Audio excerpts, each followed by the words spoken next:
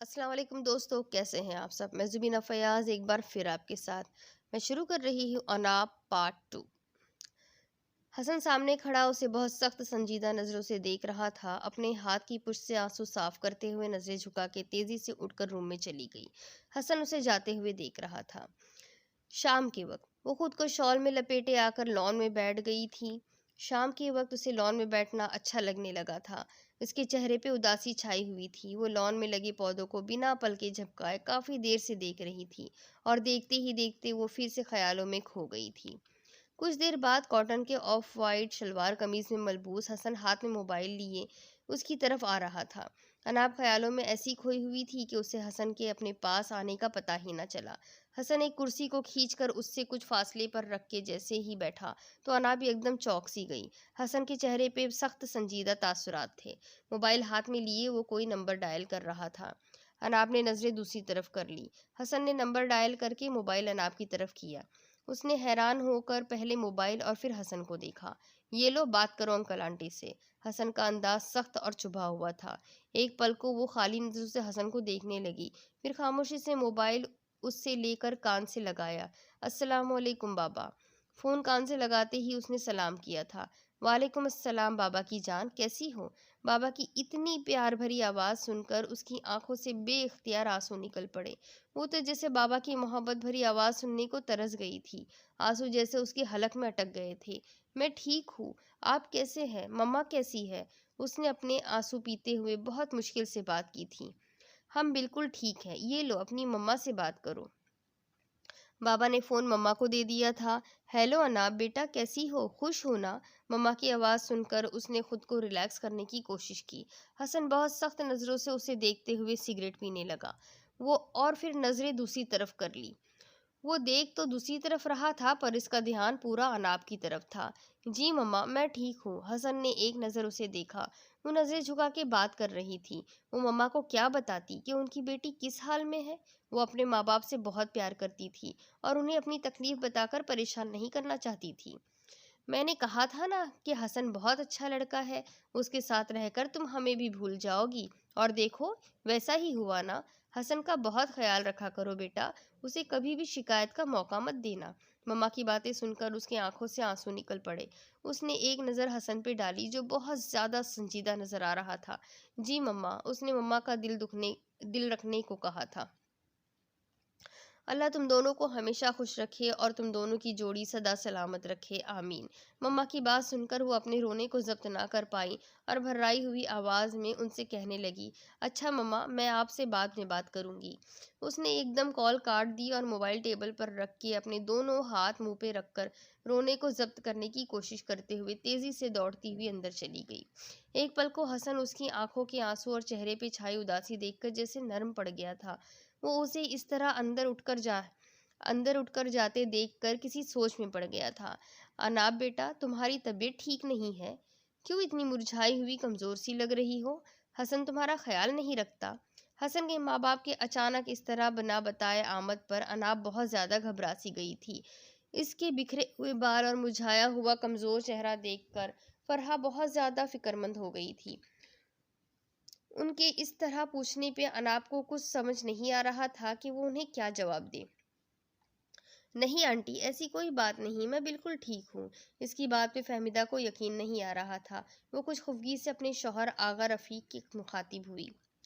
माफ़ कीजिएगा आगा साहब, मुझे आपके बेटे की ये बात बहुत बुरी लग रही है। नई नवेली दुल्हन को हनीमून पे ले जाने की बजाय यहाँ इस जंगल में लाकर रखा हुआ है। आए तो खबर लेती हूँ उसकी।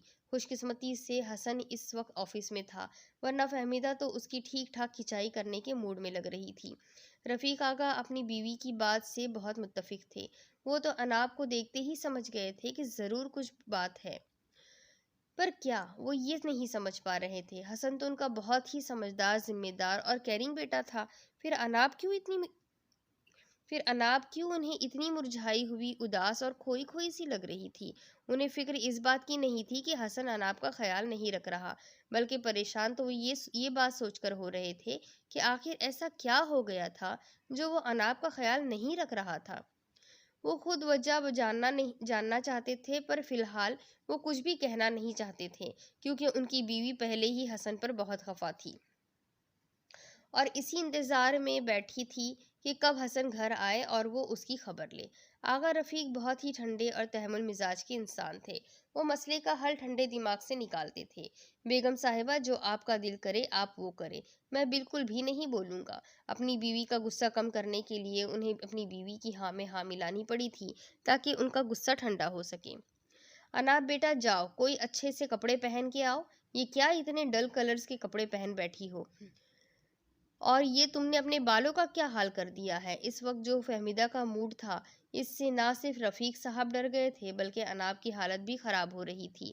और अब जूं ही उन्होंने अनाब के हुलिये और बिखरे बालों को देखकर उसे टोका, तो अनाब एकदम से खड़ी हो गई। जी आंटी। वो जल्दी से उठकर रूम में चली गई और बड़ा सा सांस लिया। कुछ देर बाद वो खुद को रिलैक्स करते हुए तैयार होने लगी और फिर अच्छे से कपड़े पहने, लाइट मेकअप भी किया। हसन ने जिस बेदर्दी से उसके बालों को नोचा था, तब से इसके बालों की जड़ें बहुत ज़्यादा कमज़ोर हो गई थी। ब्रश करने से उसके सर में बहुत दर्द होने लगा था, पर इस वक्त अपनी सास के टोकने पे उसने अपने बाल बांधे थे, जिसकी वजह से उसके सर में दर्द सा होने लग गया था। वो तैयार होके जैसे ही रूम से बाहर निकली, उसी वक्त मेन डोर से अंदर आते हसन पे उसकी नज़र पड़ी। उसके चेहरे का रंग एकदम से उड़ गया। हसन ने भी इसे देख लिया था। उसे इस तरह तैयार होके किसी स्टैच्यू की तरह खड़े देख के उसे बहुत अजीब सा लगा था। उसे नज़रअंदाज करके वो जैसे ही लाउंज में आया, तो सामने बैठे अपने माँ बाप को देखकर उसके चेहरे की तो हवाइयाँ ही उड़ गई और चेहरे पे पसीना आ गया। उसके पैर तो जैसे जम गए थे, वो आगे ही बढ़ नहीं पाया। कुछ लम्हे वो उन्हें बेयकीनी से देखता रहा। मम्मी, डैडी, आप? इसे समझ ही नहीं आ रहा था कि वो क्या कहे। एकदम एहसास होने पे उसने उन्हें सलाम किया। अपने माँ बाप का इस तरह बिना बताए आना, वो समझ ही नहीं पा रहा था कि वो किस तरह रिएक्ट करे। इससे ज़्यादा वो इस बात पे डर गया था कि अनाब ने उन्हें कुछ बताया ना हो। वो जैसे ही उनके पास आया, तो फहमीदा गुस्से से खड़ी होके हसन पे जैसे बरस ही पड़ी। हाँ, हम। हसन, मुझे तुमसे ये उम्मीद ना थी। क्या हाल कर दिया है तुमने अनाब का? फहमीदा ने अनाब की तरफ इशारा करते हुए हसन से कहा था। वो बौखला सा गया था। अनाब इससे भी ज्यादा कंफ्यूज हो गई थी। क्यों, क्या हुआ? अपनी माँ की बात सुन के हसन के पैरों के नीचे से एक पल को तो जैसे जमीन ही निकल गई। अनाब जहाँ थी वहीं खड़ी रह गई। वो तो जैसे हिल ही नहीं पा रही थी। हसन, हसन के क्या हुआ कहते हो? इन्हें और ज्यादा गुस्सा आ गया और वो अनाब के पास जाके खड़ी हो गई। फिर हसन को देखकर सख्त अंदाज में कहने लगी, क्या हुआ? देखो जरा अनाब को। फूल जैसी बच्ची की क्या हालत हो गई है। कितनी कमजोर, दुबली पतली सी लग रही है। ऐसे लगता है कि जैसे खाना भी नहीं खाती ठीक से। हसन का रुका हुआ सांस बहाल हुआ था। वो आगे बढ़ के अपने बाप से गले मिला और फिर सामने सोफे पे टांग रखकर संजीदगी से बैठ गया।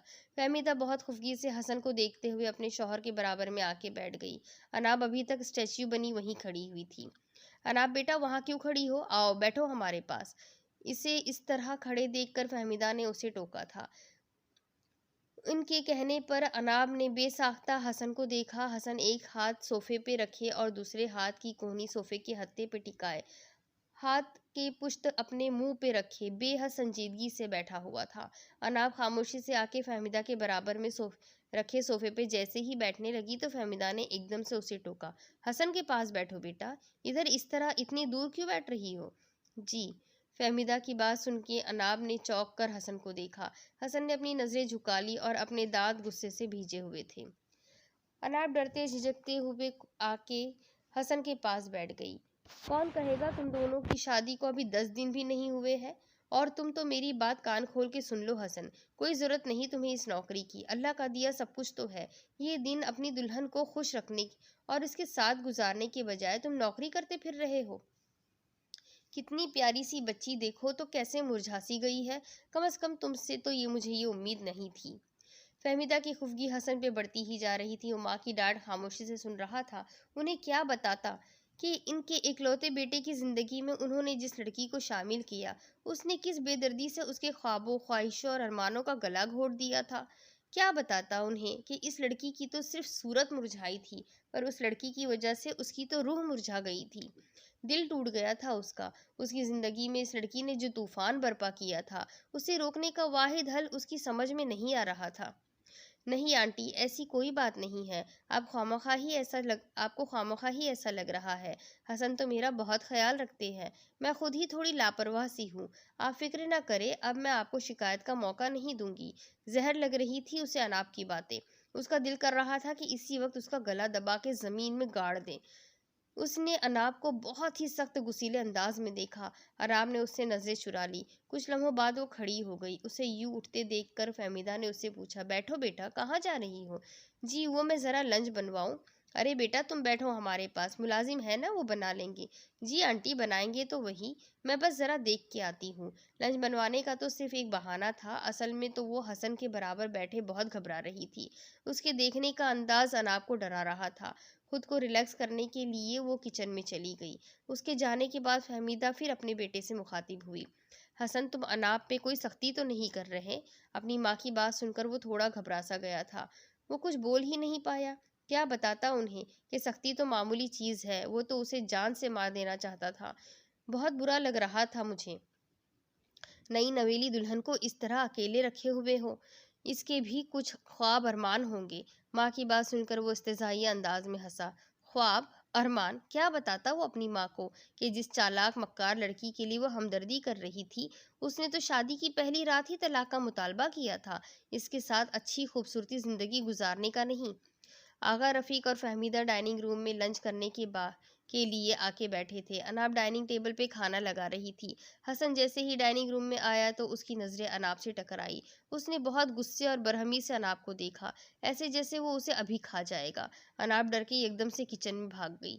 वो खामोशी से आके बैठ गया। कुछ देर बाद अनाब चाइनीज़ राइस का ट्रे हाथ में लेके डाइनिंग रूम में आई। अनाब बेटा छोड़ो अब ये काम। मुलाजिम आखिर किसके लिए है यहाँ पर? तुम बैठो इधर हसन के बराबर में और खाना खाओ। अनाब को मुसलसल काम में मसरूफ देखकर फहमीदा ने झंझलाकर उसे कहा था। फहमीदा की बात सुनकर अनाब ने बेसाख्ता हसन को देखा। हसन ने एकदम पानी का गिलास मुंह से लगा लिया। फहमीदा और रफीक दोनों अनाब को ही देख रहे थे ताकि वो बैठे तो वो भी खाना शुरू करे। अनाब हसन को देखे बगैर खामोशी से बैठ गई। हसन काफी संजीदा और खामोश लग रहा था। रफ़ीक अपने बेटे को काफ़ी देर से नोट कर रहे थे। ऐसा पहले कभी नहीं हुआ था कि वो अपने बेटे के साथ बैठे हों और किसी अच्छे मौजू पे बात ना हुई हो। वो जो भी बात करते, हसन उसका सिर्फ हाँ या ना में मुख्तसर सा जवाब दे के खामोश हो जाता। अरे बेटा अब खाना शुरू करो, इस तरह अपने ही घर में मेहमानों की तरह क्यों बैठे हो तुम दोनों? रफ़ीक ने इन दोनों की को खामोश बैठे देखकर कहा था। अनाब कुछ शर्मिंदा सी हुई थी। अनाब, हसन की प्लेट में ये राइस डालो, इसे चाइनीज़ राइस बहुत पसंद है। फहमीदा के कहने पर वो अपनी गर्दन हिलाकर हसन की तरफ देखे बगैर उसकी प्लेट में राइस डालने लगी। हसन ने हाथ के इशारे से उसे ज़्यादा राइस डालने से रोका। अनाब ने अपनी प्लेट में भी थोड़े से राइस डाले। हसन, तुम अनाब को हनीमून पे कब लेकर जा रहे हो? माँ की अचानक ऐसी बात सुनकर हसन के हलक में चावल फंस गए। उसे खांसी होने लगी। उसने एकदम पानी का गिलास मुंह को लगाया। अनाब की नज़रों के साथ साथ गर्दन भी झुक गई थी। खानदान वाले सब शिकायतें करते फिर रहे हैं कि हसन हमारी दावतें कबूल नहीं कर रहा। माँ मैं अभी कहीं नहीं जा सकता, मेरी ड्यूटी बहुत सख्त है। उसे माँ को जवाब देने के लिए बस यही बहाना सूझा था। ये क्या बात हुई? तो क्या इस नौकरी के चक्कर में तुम दुनिया से कट जाओगे? तुम अपने ये एक्सक्यूजेस अपने पास ही रखो और एक हफ्ते के अंदर अंदर वापस कराची आओ। अपने बेटे की बात पे वो और चिढ़ गई थी। उन्होंने हसन को ऑर्डर देने वाले अंदाज में कहा था। अनाब खाना खाने के बजाय सिर्फ चम्मच प्लेट में इधर उधर चला रही थी। फहमीदा उसकी ये हरकत काफी देर से नोट कर रही थी। अनाब, ये क्या खाने से खेल रही हो? ठीक से खाना खाओ बेटा, अभी एक निवाला तक तुम्हारे मुंह में नहीं गया। फहमीदा की बात पे वो चौंक सी गई। हसन ने उस पे एक सरसरी नजर डाली। अनाब ने चम्मच प्लेट में रख दिया और आहिस्ता से उठ के आवाज में आहिस्ता से कहने लगी, मुझे अभी भूख नहीं आंटी, मैं बाद में खा लूंगी। इसकी बात सुनकर हसन खाना खाते हुए एक पल रुका। अनाब के चेहरे पे कुछ दर्द वाले तासुरात थे। वह एक्सक्यूज करती हुई जल्दी से अपने रूम में चली गई। फहमीदा इसके लिए और फिक्रमंद सी होने लगी। मुझे अनाब ठीक नहीं लग रही आगा साहब। आगा रफीक ने गर्दन हिलाई। वो अपनी बीवी की बात से इत्तेफाक रखते थे। हसन चुपचाप बैठा खाना खा रहा था, ऐसे जैसे उसे कोई फर्क ही नहीं पड़ता। हसन उठो, जाओ देखो अनाब को और उसे ले आओ। वो अब तुम्हारी रिस्पॉन्सिबिलिटी है, उसे खुश रखना तुम्हारा फर्ज है। उठो, शाबाश। फहमीदा ने उसे प्यार से समझाने की कोशिश की थी। रिस्पॉन्सिबिलिटी माई फूड, इसे तो मैंने इसका डोज भी नहीं दिया तभी ओवर एक्टिंग कर रही है। अपने दांत और मुट्ठियां जोर से भींचते हुए अपने गुस्से को जब्त करके वो उठ के उसे लेने चला गया। अनाब अपने रूम में बेड पर औंधी लेटी तकिए से मुंह टिकाए हुई थी। हसन बहुत जोर से दरवाजा खोल के अंदर आया। वो एकदम ठिठक के उड़ गई। ये क्या ड्रामा लगा रखा है तुमने? माथे पे बल लिए वो उसे गुस्से से देख के कह रहा था। अनाब की आंखों में बेसाख्ता आंसू आ गए। अपने आंसुओं को रोकने के लिए अपनी पलकें जोर जोर से झपकते हुए उसने अपने आंसू को बहने से रोकने की कोशिश की। इसके सर में शदीद दर्द था और वो इसलिए था कि हसन ने इसके बाल बहुत बेदर्दी से नोचे थे, जो कि वो बांधती नहीं थी। पर आज फहमीदा के टोकने की वजह से उसने अपने खुले बाल बांधे तो उसी वक्त से उसे दर्द होना शुरू हो गया था। चलो उठो, हसन ने उसे सख्त हुक्मिया अंदाज में कहा, ऐसे जैसे अगर वो ना उठी तो उसे वही शूट कर देगा।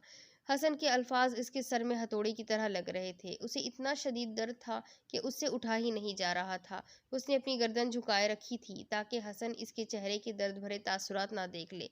उसे यूं खामोश बैठे देखकर हसन को और गुस्सा आने लगा। तुमने सुना नहीं मैंने क्या कहा? अनाब के आंसू उसके हलक में फंसने लगे। वो उठ ही नहीं पा रही थी। उसे यूं बैठे देखकर हसन इश्तियाल से उसके करीब आया और उसकी कलाई जोर से पकड़कर उसे खींच के उठाया और उसे अपने साथ डाइनिंग रूम में ले आया। हसन के पेरेंट्स सिर्फ एक ही दिन के लिए आए हुए थे। उनके चले जाने से हसन की सांसें बहाल हो गई थी। शाम के वक्त वो अक्सर लाउंज में बैठकर टीवी पे कोई टॉक शो न्यूज़ देखा करता था। आज भी वो टीवी देखने के साथ साथ स्मोकिंग भी कर रहा था। अनाब उससे कुछ फासले पे रखे झूले पे बैठी कोई मैगजीन देख रही थी। कुछ देर बाद मुलाजिम अंदर आया और हसन को गाड़ी की चाबी दी।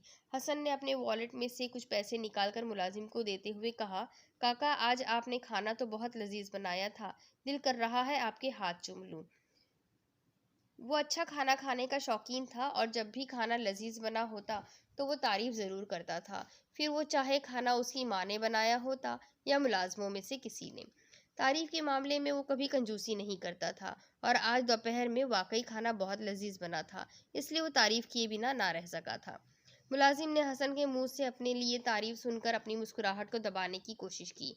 अनाब ने भी हसन की बात सुनकर पहले उसे और फिर मुलाजिम को देखकर मुस्कुरा दिया।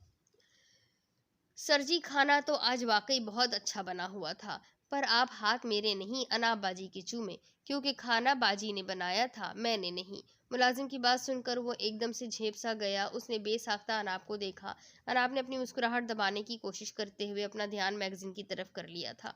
अच्छा ठीक है, आप जाए और मेरे लिए अच्छी सी चाय बना कर लाए, बिल्कुल वैसी जैसी आपने कल पिलाई थी, बिल्कुल कड़क दूध पत्ती वाली। हसन ने बात बदलने के लिए मुलाजिम को कहा था। अब के मुलाजिम ने अपनी हंसी रोकने के लिए अपना हाथ मुंह पे रख लिया। अनाब फिर से हसन की बात सुनकर अपनी मुस्कुराहट नहीं रोक पाई। हसन ने मुलाजिम को मुस्कुराते देखकर उसे घूरा। अब क्या हुआ काका? सर जी वो चाय भी बाजी ने ही बनाई थी। मुलाजिम की बात सुनकर हसन और ज्यादा झेपसा गया था। उसने एकदम अपना ध्यान टीवी की तरफ कर लिया। बाजी आप वैसे ही चाय साहब को फिर से बना कर दे दे, मुलाजिम ने अनाब से मुखातिब होते हुए कहा। मुलाजिम की बात सुनकर अनाब ने हल्की गर्दन हिलाई और मैगजीन बंद करके साइड में रखकर उठने ही लगी थी कि हसन ने मुलाजिम को देखे बगैर कहा, नहीं काका रहने दे, मेरा मूड नहीं हो रहा। अनाब हसन की बात अनसुनी करते हुए किचन में चली गई। हसन एक और सिगरेट निकालकर पीने लगा। कुछ ही देर बाद अनाब चाय का कप ट्रे पर रख के लाउंज में आई और हसन के सामने रखी टेबल पे रखकर एक नज़र उस पर डाली। हसन ने बहुत संजीदा अंदाज में एक नज़र चाय के कप पे डाली और दूसरी अनाब पे, फिर अपना ध्यान टीवी की तरफ कर लिया। अनाब कुछ मानी खेज अंदाज में उसे देखकर मुस्कुरा के रूम में चली गई ताकि वो आराम से चाय पी सके।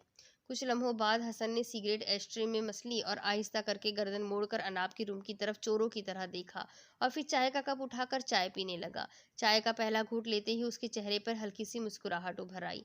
ये चाय तो उसे कल वाली चाय से भी ज्यादा पसंद आई थी। अब हसन का रवैया अनाब के साथ अच्छा तो नहीं हुआ था, पर अब वो उसे मारता या डराता धमकाता नहीं था। इसकी ज़रूरत की चीज़ें लेकर मुलाजमों को उसे देने के लिए दे देता था। अनाब ने भी काफ़ी हद तक कॉम्प्रोमाइज़ करना शुरू कर दिया था। शादी से पहले उसने कुकिंग क्लासेस ऐसे ही शौकिया ज्वाइन की थी, इसलिए उसे एशियन, चाइनीज़, कॉन्टिनेंटल हर तरह के खाने बनाने आते थे और अब वो खुद को रिलैक्स रखने के लिए मुलाजमों के होते हुए भी खाना अपने हाथ से बनाती थी। हसन भी खाने पीने का शौकीन था, इसलिए वो रोज नई नई डिशेस उसके लिए बनाती रहती थी, जो कि वो काफी शौक से खाता था। बाकी वक्त में वो रोज घर की सेटिंग बदलती रहती थी और शाम के वक्त लॉन में नए नए पौधे लगाने और उनकी देखभाल करने और उन्हें पानी देने में वक्त गुजार देती थी। आज भी वो लॉन में पानी का पाइप हाथ में पकड़े पौधों को पानी दे रही थी, जब हसन किसी से फोन पे बात करते हुए मेन डोर खोलकर बाहर निकला और पोर्च में गाड़ी की तरफ जाने लगा। अनाब ने उसे देख लिया था। फोन पे बात करते हुए उसकी नज़र भी अनाब पे पड़ी थी, जो पौधों को पानी देते हुए उसे ही देख रही थी। कितनी कशिश थी उसकी आंखों में।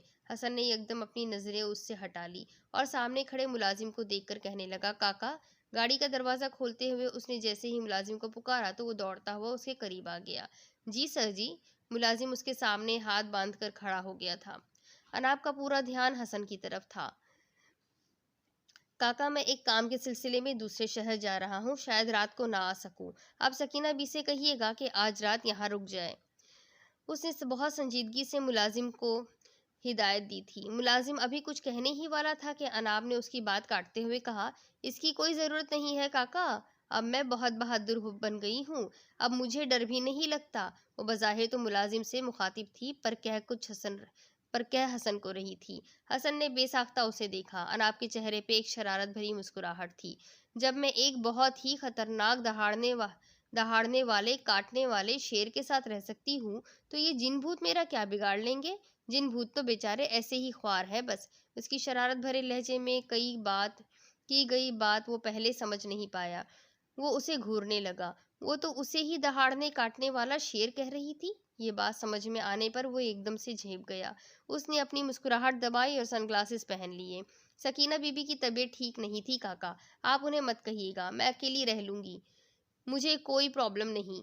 अनाब ने एकदम अपनी बात बदलने के लिए संजीदगी से मुलाजिम से कहा, फिर अपना पूरा ध्यान पौधों को पानी देने की तरफ कर लिया। हसन ने एक गहरी सांस लेकर उसे देखा और फिर कुछ सोचते हुए गाड़ी में बैठ गया। अब वो अपने रूम में सो रही थी जब अचानक गाड़ी का हॉर्न बजने पर उसकी आंख खुल गई। वो एकदम से उठ बैठी और टेबल लैंप ऑन किया। सामने दीवार पर लगे क्लॉक्स पे उसने नजर डाली। रात के 2 बज रहे थे। बेड से उठकर उसने दुपट्टा गले में डाला और अपने स्लीपर्स पहनकर वो रूम से बाहर निकल आई। लाउंज में मेन डोर से अंदर आते हसन पे उसकी नजर पड़ी। वो काफी थका हुआ सा लग रहा था। काका, मैं फ्रेश होने जा रहा हूँ, आप मेरे लिए जल्दी से खाना लगा दें। वो अपने रूम में जाते हुए मुलाजिम को आवाज़ देकर कह रहा था। हसन की बात सुनकर वो कुछ सोचते हुए किचन में चली गई। उसके लिए खाना गर्म किया और ताज़ा रोटियां बनाने लगी। खाना डिश आउट करते हुए उसने पास खड़े मुलाजिम से कहा, काका, आप साहब से कह आए कि आकर खाना खाए, तब तक मैं खाना टेबल पर लगा देती हूँ। जी बाजी। अनाब की बात सुनकर मुलाजिम उसी वक्त हसन को बुलाने चला गया। कुछ देर बाद हसन अपनी कमीज की आस्तीन फोल्ड करते हुए डाइनिंग रूम में आया। अनाब को इस तरह टेबल पे खाना लगाते हुए देखकर वो कुछ चौंक के रुक गया। वो उसे आते देखकर झट से किचन में चली गई। हसन खामोशी से बैठकर खाना खाने लगा। खाने का पहला निवाला मुंह में डालते ही उसके चेहरे पर हल्की सी मुस्कुराहट छा गई। खाना बहुत टेस्टी बना हुआ था। उसके हाथ में वाकई बहुत जायका था। कुछ देर बाद अनाब गरम रोटी लेकर आई और हसन की प्लेट में रखने लगी। हसन ने निवाला मुंह में डालते हुए उसे देखा। रोटी प्लेट में रख के वो किचन में जाने के लिए मुड़ी तो हसन ने उससे कहा, रुको। उसकी आवाज़ में बहुत ज़्यादा संजीदगी थी। अनाब कुछ घबरा सी गई और इसकी बात अनसुनी करती किचन में जाने के लिए आगे बढ़ रही थी कि हसन ने दोबारा उसे कुछ सख्त अंदाज में कहा, तुमने सुना नहीं मैंने क्या कहा? डर के मारे अनाब के दिल की धड़कनें तेज होने लगी। वो एकदम से रुक गई। इधर आओ। उसकी बात सुनकर वो डरते हुए मुड़ी। मैंने कहा इधर आओ। वो डरते घबराते हुए आहिस्ता आहिस्ता कदम उठाती उसके करीब आई। उसने अपनी आंखें जोर से भींचकर बंद कर ली और अपने दाएं गाल पे हाथ रखकर बायां गाल हसन की तरफ करके कहने लगी, इस गाल पे मारिएगा, दाएं गाल पे दर्द ज्यादा होता है। जिस अंदाज में अनाब ने उससे कहा, इस पर हसन बेसाख्ता मुस्कुरा दिया। उसने अपनी मुस्कुराहट दबाई। बैठो, उसने काफी नरम अंदाज में कहा था। अनाब उसे बेयकीनी से देखने लगी। मैंने कहा बैठो इधर अनाब। वो खामोशी से बैठ गई। हसन ने एक प्लेट उठाकर उसके सामने रखी। खाना खाओ, मुझे पता है कि तुमने भी कुछ नहीं खाया होगा। हसन की इस अंदाज को देखकर अनाब की हैरत बढ़ती ही जा रही थी। क्या ये कोई ख्वाब तो नहीं? उसने खुद को झटका और खुद को कुछ रिलैक्स करके अपनी प्लेट में खाना डालकर नजरें झुका के खाने लगी। हसन खाना खाते हुए उसे संजीदगी से देखकर कुछ सोच रहा था। खाना खाने के बाद वो कुछ देर के लिए लाउंज में बैठकर टीवी देखने लगा और साथ साथ स्मोकिंग भी कर रहा था। कुछ देर बाद अनाब चाय के 2 कप ट्रे में रख के उसके पास आई। एक कप उसके सामने रखा और दूसरा कप अपने लिए उठाकर हसन के बराबर में बैठ गई और चाय पीते हुए टीवी देखने लगी। हसन को इस तरह इसका अपने करीब बैठना बहुत अजीब सा लगा था। वो लाउंज में टहलते हुए किसी से फोन पे बात कर रहा था जब मुलाजिम ने उसे आके बताया कि गांव की कुछ औरतें उससे और अनाब से मिलने शादी की मुबारकबाद देने आई हुई है।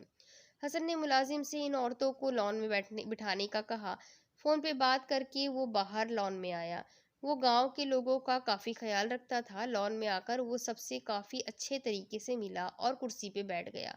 अनाब अपने रूम में थी। वो औरतें उससे अनाब का ना पूछ ले, इसलिए वो उनसे उनके मसले मसाइल पूछने बैठ गया था ताकि उनका ध्यान अनाब की तरफ ना जाए। लाइटर से सिगरेट सुलगाकर वो स्मोकिंग करने लगा। सब औरतें बारी बारी उसे अपने हालात बताने लगी। किसी को शौहर से शिकायत, किसी को बच्चों से, तो किसी को ससुराल से। हसन सबकी बातें संजीदगी से सुन रहा था और उन्हें समझा भी रहा था। अनाब जब रूम से बाहर निकली तो उसे बाहर से औरतों के बोलने की आवाजें आने लगी। खुद को शॉल में लपेटकर वो बाहर कॉरिडोर में आई। हसन और इन औरतों को देखकर वो वहीं रुक गई। इन औरतों ने अनाब को देख लिया था। सब खुश होकर जाकर अनाब से मिली। अनाब भी सबसे बहुत खुशदिली से प्यार से मिली और आकर लॉन में हसन के बराबर में रखी कुर्सी पर बैठ गई। हसन ने अपना ध्यान सिगरेट पीने की तरफ कर लिया था। वो औरतें अनाब से बातें करने लगी। बाजी, आपको शादी की बहुत बहुत मुबारक हो। हमें आपसे मिलने का बड़ा ही शौक था। एक औरत ने बहुत ही खुश होकर अनाब को मुबारकबाद दी। बहुत शुक्रिया। अनाब ने मुस्कुराकर इसका शुक्रिया अदा किया। हसन ने इसकी बात पे कोई ध्यान नहीं दिया। बाजी, आप दोनों की जोड़ी माशाल्लाह बहुत प्यारी है। अल्लाह आपकी जोड़ी सदा सलामत रखे, आमीन। अनाब ने खुश होकर कहा। हसन के हाथ से बेसाख्ता सिगरेट छूट गई। हसन और अनाब की नज़रें एक दूसरे से टकराई। अनाब के देखने के अंदाज से हसन कुछ चौंक सा गया और एकदम अपनी नज़रें दूसरी तरफ कर ली।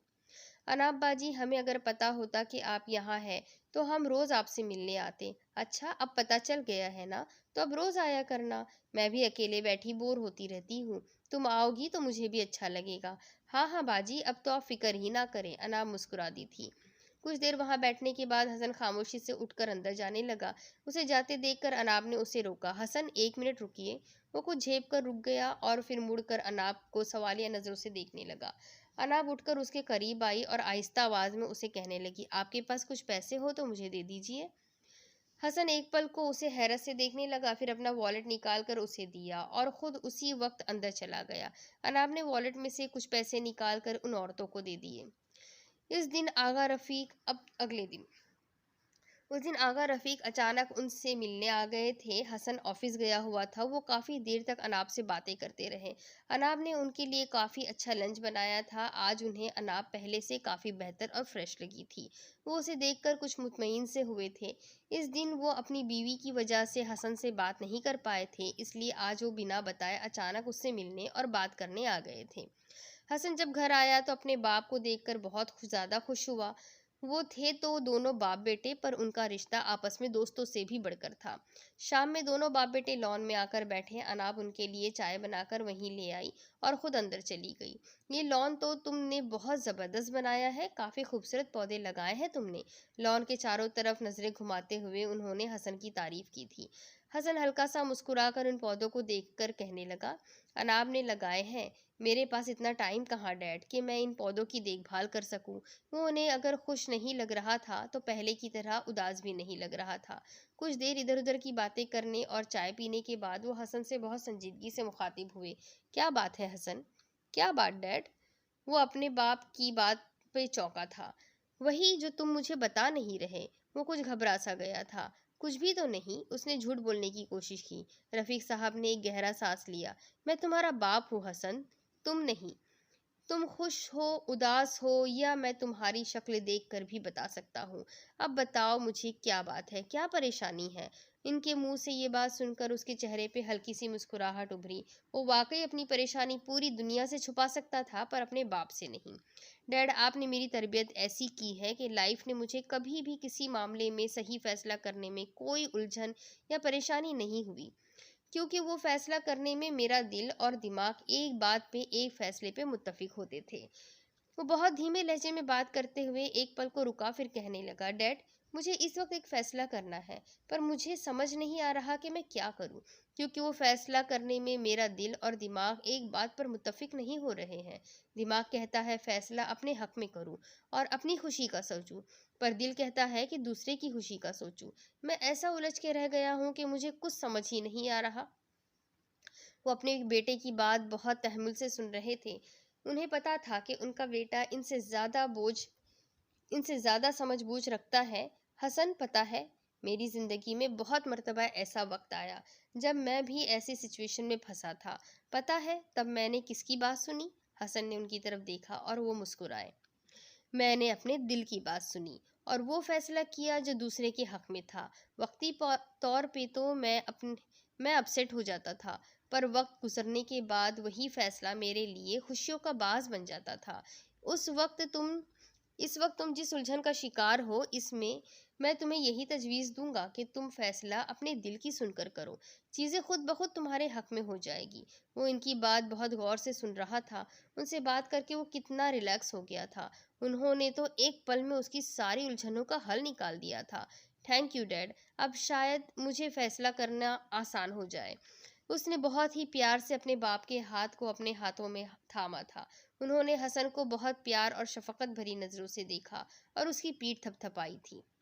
अब इसके आगे की स्टोरी मैं आपको अगली किस्त में सुनाती हूँ कि हसन अब क्या फैसला करने वाला है। क्या वो फैसला से अनाब को कोई फ़ायदा पहुँचेगा? क्या अनाब और हसन की ज़िंदगी बेहतर हो सकती है? क्या अनाब हसन को माफ़ कर पाएगी? क्या ये दोनों आगे की ज़िंदगी खुशी से एक साथ जी सकेंगे या अलग हो जाएंगे? ये सब कुछ जानने के लिए मेरे साथ बने रहे। अगली किस्त में फिर मिलेंगे। अल्लाह हाफिज़।